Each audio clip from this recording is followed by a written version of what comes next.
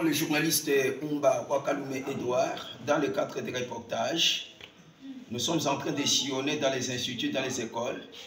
Aujourd'hui, nous sommes le 4 novembre 2024. Nous avons profité de l'occasion pour venir visiter un institut, une école médicale qui a déjà formé beaucoup de gens, beaucoup d'infirmiers qualifiés A2, qui sont partout ailleurs en train de servir la population dans le cadre de la santé, dans le cadre sanitaire. Celui que vous voyez devant nous, il a déjà fait longtemps ici, c'est le préfet. Nous allons le saluer, il va s'identifier par rapport à ses noms, dans ses fonctions. Bonjour, monsieur le préfet. Bonjour, monsieur Wakalume. Pourriez-vous vous identifier par rapport à vos noms et à vos fonctions, s'il vous plaît? Merci de m'avoir accordé la parole. On m'appelle Kiabe Kayumba Pierre Valentin.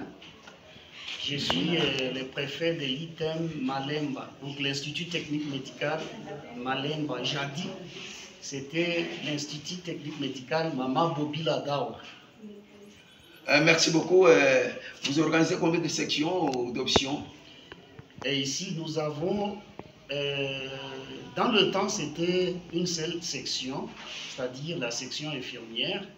Et il y a l'année passée, c'est là où on nous a quand même inséré une autre section pour les sages-femmes, c'est-à-dire accoucheuses. Alors, c'est la deuxième année ici pour la section accoucheuse pour les sages-femmes. C'est-à-dire, vu la mortalité maternelle, alors c'est ainsi le gouvernement et nos chefs de la province, alors on nous a doté cette section. Merci beaucoup. Est-ce que vous pouvez nous brosser l'historique de cette école? Quand est-ce que cet institut ou cette école médicale a été créée et par qui? Merci pour la question. Vous savez, dans le temps, il n'y avait pas de médecins, il n'y avait pas d'infirmiers. Alors c'était les Belges, c'est-à-dire la colonisation, a envoyé les médecins et les infirmiers. Oui. Maintenant, ici, il y avait la sœur Erega. La sœur Erega, alors, vu la mortalité, vu les épidémies, alors il avait déjà l'idée de créer une école médicale. Alors c'était en 1984, il y avait eu quoi? Il y avait cette création de l'école technique médicale qu'on appelait Mama Bobila Dawa. Alors ceci était créé pour endiguer les épidémies de choléra qui avaient sévi en 81. Oui. Alors c'est ainsi que elle avait dit l'idée avec les politiciens, c'est-à-dire il y avait les députés, les commissaires du peuple qu'on appelait Kabimbi. Oui, oui. Alors c'est lui qui avait facilité la création de cette école. Oui. Alors c'est ainsi que cette école a été créée pour lutter contre les épidémies. Alors c'était en 84 jusqu'à nos jours ici. Et même les fondatrices ou fondateurs ici, c'était la sœur Erega. La sœur catholique. Sœur catholique. Une religieuse qui est déjà morte. C'est ça. Alors, la gestion était attribuée au diocèse de Manon. Je voudrais vous poser une autre question, si vous pouvez le permettre. Vous avez combien d'enseignants qualifiés dans cette école médicale?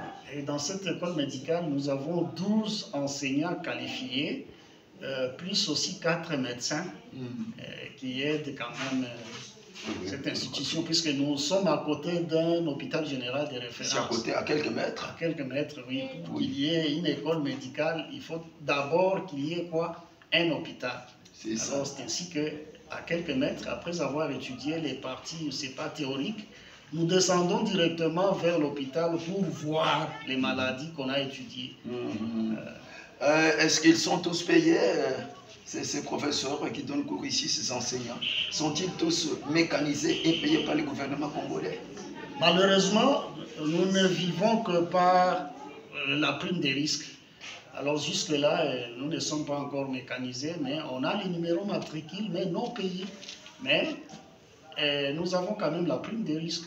Les numéros matricules non payés. Est-ce que vous intéressez aussi quelques élus quelques députés nationaux ou députés provinciaux, c'est parce qu'ils sont mandatés par le peuple. Est-ce que vous les abordez aussi, vous leur soumettez aussi ces problèmes-là pour la paix des enseignants de cette école médicale? Vous savez que bon, s'il y a quelque chose qui est vraiment fragile, c'est ça. On les intéresse, mais ils amènent les mémos et tout ça. Il n'y a même pas les dons, je ne sais pas, du gouvernement, dons des députés. Alors, c'est-à-dire, nous sommes abandonnés que par nos propres sorts. Ce sont les enfants, donc tous les élèves enfants infirmiers qui doivent